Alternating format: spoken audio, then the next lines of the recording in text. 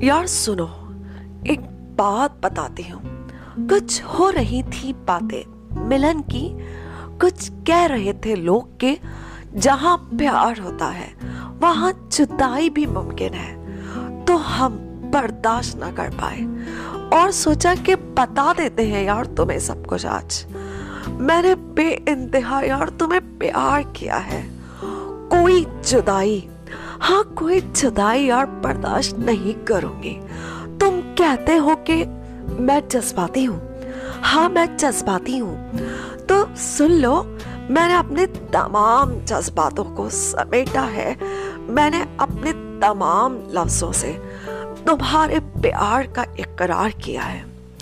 यार खज़ा हो या बहार हो या वो भीगी भीगी सर्दियां हो, मैंने तो बस तेरा ही इंतजार किया है। मुझे तुम्हारे प्यार पर यकीन है, हाँ मुझे तुम्हारे प्यार पर यकीन है। तुम भी वादा करोगे, लोग कुछ भी कहें, जमाना प्यार को ना समझे, पर हमारा प्यार तो अटल है, क्योंकि हमारा प्यार भी तो बेइंतहा है। मैंने तो बस तेरे नाम से मोहब्बत की है, मैंने तो बस तेरे एहसास से मोहब्बत की है। अब तुम अपने हाथों में मेरा हाथ थाम लो ना यार।